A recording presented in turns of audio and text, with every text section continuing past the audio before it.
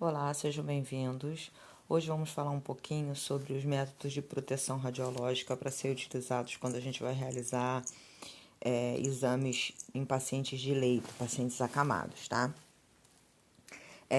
De modo geral, sempre quando a gente vai realizar qualquer tipo de procedimento num paciente que está acamado, esse processo tem um padrão totalmente diferenciado do que a gente utiliza a nível de ambulatório. Porque as condições desse paciente são totalmente diferenciadas. A mobilidade dele é bem diminuída, ele está vinculado aos equipamentos de monitoração, então a gente precisa tomar cuidado com a monitoração que está fixada no paciente. Às vezes o paciente tem uma punção, a punção profunda, por exemplo, que precisa ter todo o nosso cuidado na hora de manipular. Até mesmo a movimentação do paciente é bem mais dificultosa e mais dolorida, até o mais simples possível que possa parecer. O paciente está com as costas encostadinho no colchão, eu levanto as costas dele e coloco o chassi extremamente gelado para ele encostar novamente, o chassi duro, e ele estava encostado no colchão. Então, toda a movimentação que a gente vai fazer em relação a esse paciente demanda de bastante atenção, tá? E devido, muitas das vezes, ao espaço restrito no local onde a gente está realizando esse processo de exame, a gente precisa fazer a verificação desses padrões de proteção radiológica, tanto para nós, profissionais, quanto para possíveis outras pessoas que estarão no ambiente. No caso do paciente, ele está dentro do custo-benefício da realização do exame, tá? Então, a gente vai se utilizar apenas da colimação para fazer esse exame. Mas no caso de um acompanhante, um profissional do ambiente hospitalar que possa estar presente, próximo ao local, a gente precisa fazer todas essas verificações, tá?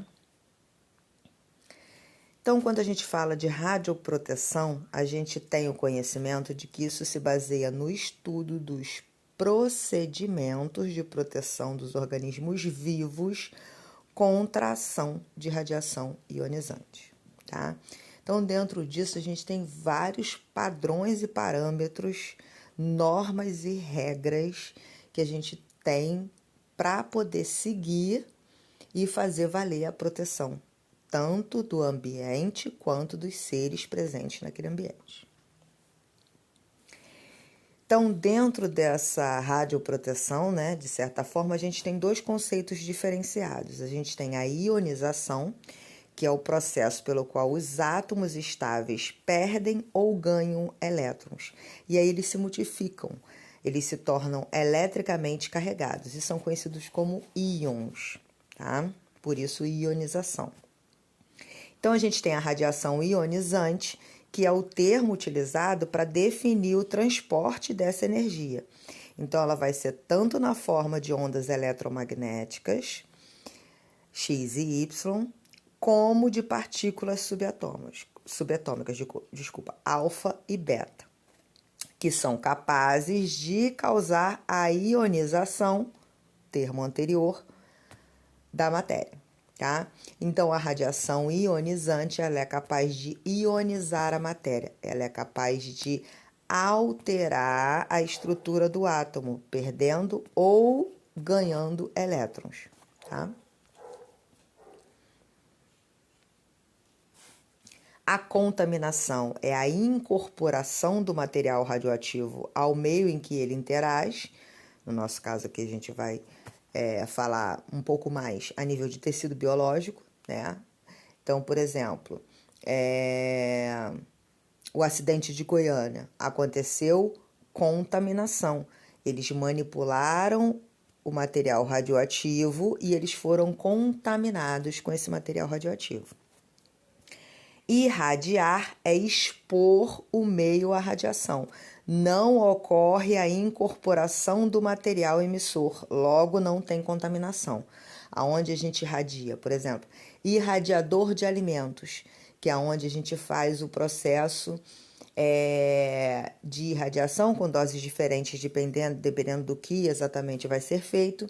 A gente pode esterilizar materiais médicos e hospitalares que não podem ir para a autoclave, que na autoclave a gente vai usar a temperatura para esterilizar. Em situações que a gente não pode utilizar materiais químicos para poder esterilizar, por exemplo, luvas, seringas, máscaras, etc.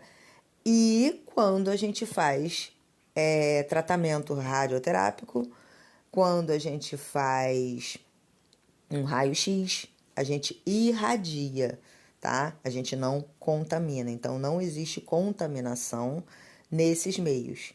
A contaminação, ela pode acontecer numa situação de manipulação de material radioativo, tá? Por exemplo, na quimioterapia, pode acontecer uma contaminação. O profissional pode estar manipulando o radionuclídeo e derramar, extravasar, alguma coisa dessa forma, e aí vai ocorrer a contaminação. Na contaminação, a incorporação do material radioativo interage com o tecido biológico. Então, derramou, interagiu com o tecido, aconteceu a contaminação. Na irradiação, a gente vai expor a fonte de radiação, a gente vai emitir radiação, vai expor ao paciente essa fonte, a pessoa essa fonte, e não vai ocorrer a incorporação desse material, tá? Lembrando que, independente de ser irradiação ou contaminação, claro que as possibilidades e as ocorrências vão ser diferenciadas por causa da intensidade da radiação. Nos dois casos, vai acontecer a possibilidade da interação com a matéria, da alteração desses átomos, tá? Claro que em contaminação, essa proporção é muito maior. Irradiação interna é o resultado da entrada de material radioativo no corpo humano através da ingestão, inalação ou por absorção direta pela pele. Ocorre em ação simultânea à contaminação, tá? Então, interna vai ser sempre que o corpo internar essas substâncias. Então, pode ser através de ingestão, inalação ou absorver pela pele. Provavelmente, na maioria dos casos até, vai ocorrer após a contaminação ou ao mesmo tempo. Irradiação externa é o resultante de expormos o corpo na trajetória de um feixe de radiação de uma fonte externa. Radiação primária é o feixe direcionado diretamente à fonte e o meio radiado. Então, a gente pode dizer que a radiação primária é esse vermelhinho aqui, ó, antes de entrar em contato com o Pedrinho aqui, nosso paciente. Radiação espalhada é a radiação resultante do processo de interação do feixe primário com o paciente, com o meio radiado. E que ele agora é o espalhador, porque a partir dele é que é gerada a radiação espalhada, tá? Então, o feixe primário é da fonte de radiação até chegar no Pedrinho. Chegou no Pedrinho, ocorreu uma interação. O Pedrinho agora é um espalhador e, a partir dele, esse feixe recebe direções diferentes. Por isso é que é espalhada. Por que isso acontece? Porque quando o feixe interage com as moléculas do corpo, eles acabam sendo desviados através de tipos diferentes de interação do raio-x com a matéria. Então, a gente tem vários efeitos diferentes de propagação da radiação, tá? Que a gente vai falar sobre eles numa outra oportunidade.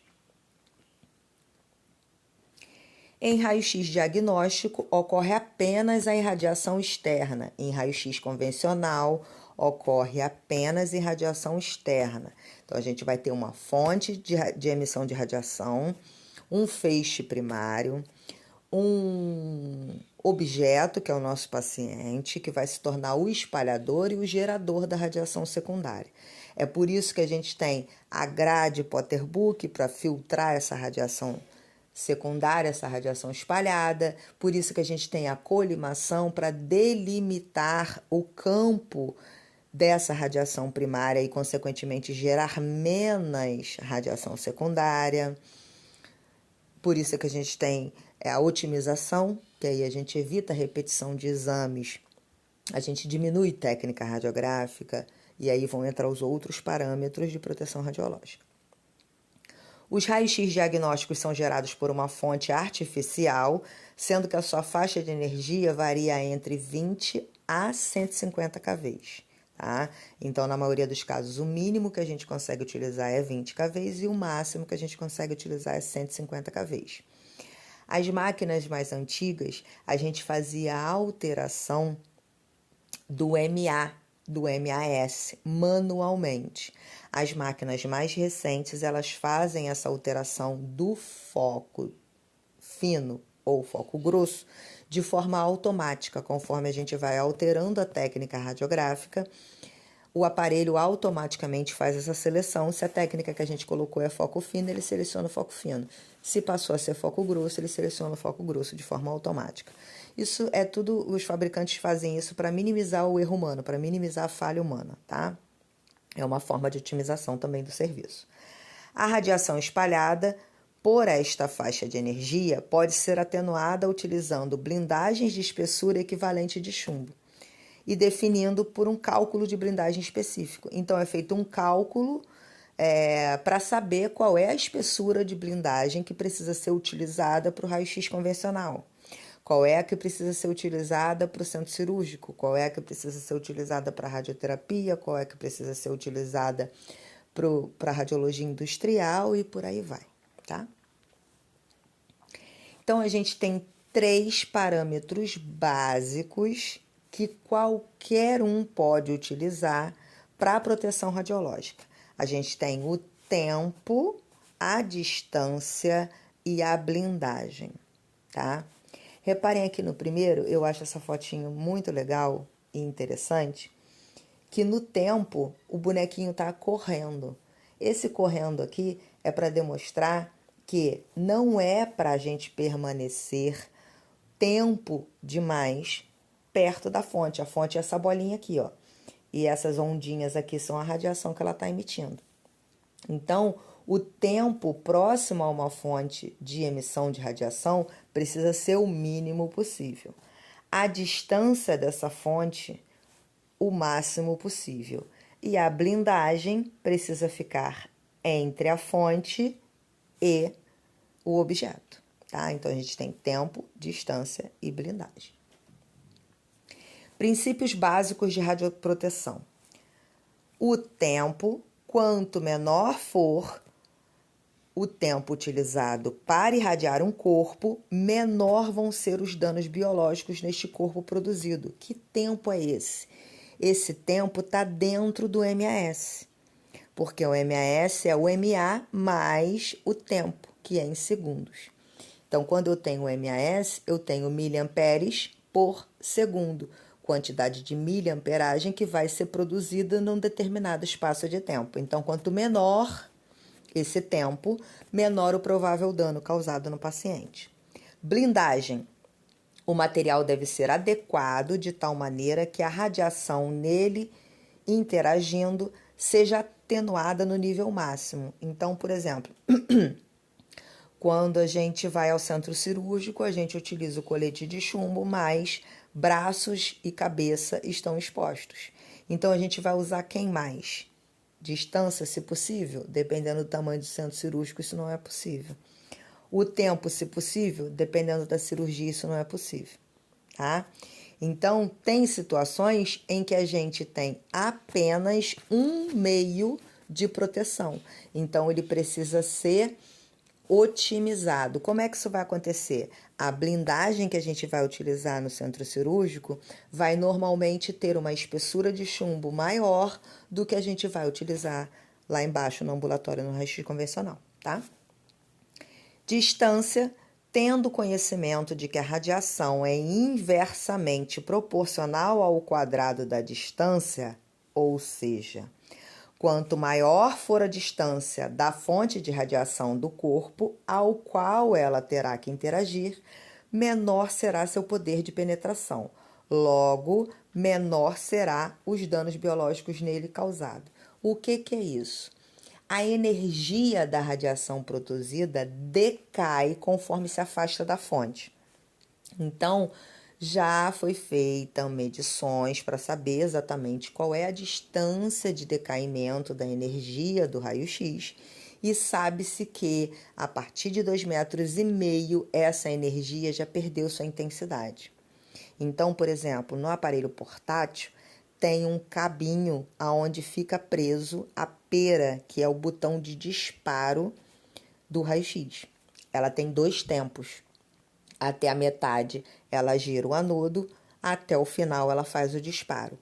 Esse cabinho, que normalmente ele é igual ao cabo de telefone antigo, aquele enroladinho, ele estica até 3 metros. Então, se eu esticar todo aquele cabinho, eu estarei a 3 metros de distância do meu aparelho. Mesmo assim, não sendo possível, porque às vezes a gente precisa ter campo visual em relação ao paciente, tá? Por causa da movimentação e etc. Caso não seja possível obter todo esse distanciamento da fonte, o painel de comando ele é sempre instalado atrás do braço de articulação do tubo de raio-x. Então, eu estando atrás do tubo de raio-x, a propagação dessa radiação tem uma menor intensidade para a minha direção, porque o raio-x se propaga em linha reta, sempre, ele não faz curva em hipótese nenhuma, tá? Então, se eu virei o meu tubo do aparelho portátil pro paciente, de frente para o paciente, e eu estou no comando do aparelho portátil atrás desse tubo, a intensidade de radiação que chega até mim é ínfima, tá? É muito pequena. Eu, utilizando o avental, fechei o pacote mais ainda. Então, a partir de 2,5 metros de distância, o raio-x decai sua energia. Ele vai perdendo a força conforme vai se propagando. Então, qual é o grande problema que a gente tem em relação aos métodos de proteção radiológica? Não dá para ver, não dá para sentir nada de imediato, tá? Aqui a gente está falando de radiação, não de contaminação. Dependendo da contaminação, é possível sentir de imediato, tá? Mas aqui a gente está falando de raio-x do uso diário da gente trabalhando, tá? Então, não dá para ver, não dá para sentir nada de imediato. E a gente não ouve falar sobre danos. Então, o mais comum é quando você conversa com um profissional antigo da radiologia, ele comentar com você, mas não é nada não, é bobeirinha, porque, 40 anos fazendo isso, nunca aconteceu nada. Mas por que que isso acontece? Principalmente de forma muito drástica em relação ao Brasil. A gente não toma conhecimento sobre nenhum tipo de pesquisa nesse sentido. A gente, culturalmente, a gente tem o hábito mais de focar em fofocas, em coisas que nem são da nossa conta. Então, a gente não toma conhecimento de nenhum tipo de pesquisa nesse assunto. E tem um universo de pesquisas clínicas e médicas e de proteção radiológica e de patologia e de processos de exame, de realização de exame, de patologias e por aí vai, é um universo gigante. Só que a gente não tem essa cultura de procurar por essa informação. A gente fica esperando até o dia em que essa informação vai cair no nosso colo.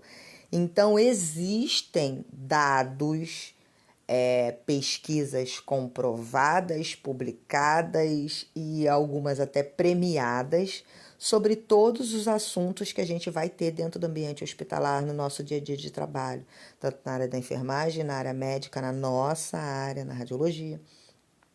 Então, a gente vai ter esses artigos, sim, essa informação existem, sim, os dados de casos, por exemplo, em radioterapia, a gente tem registros de acidentes, o que foi feito, como é que o processo foi solucionado, quais foram as medidas que foram tomadas a partir dali para que essa falha não aconteça mais, enfim.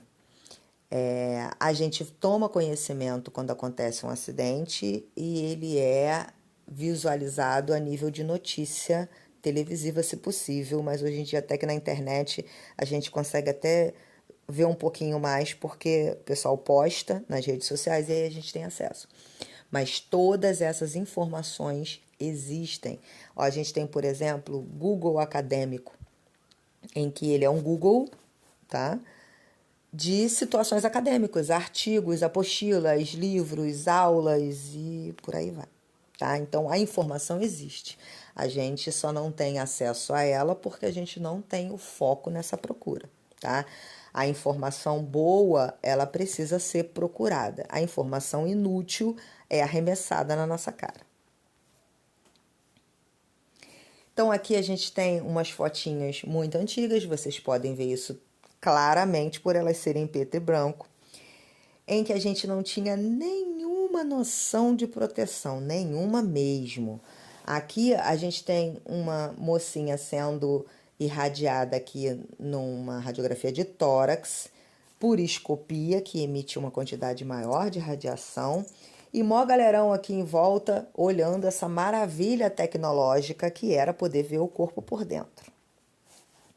Aqui a gente tem o processo antigo, antes da gente ter películas e etc., em que a tela intensificadora ficava entre o operador e o paciente. Todo mundo grudado ali naquela emissão de radiação. Aqui do lado a gente tem uma outra tela também, desculpa, do mesmo período, em que o operador ficava sentadinho ali pertinho. Aqui a gente tem um processo de um exame sendo realizado numa criança em que a gente até já tinha o chassi radiográfico, mas a gente precisava conter essa criança. Então a gente tem aqui 3 pessoas aqui no oba-oba, perto dessa radiação secundária.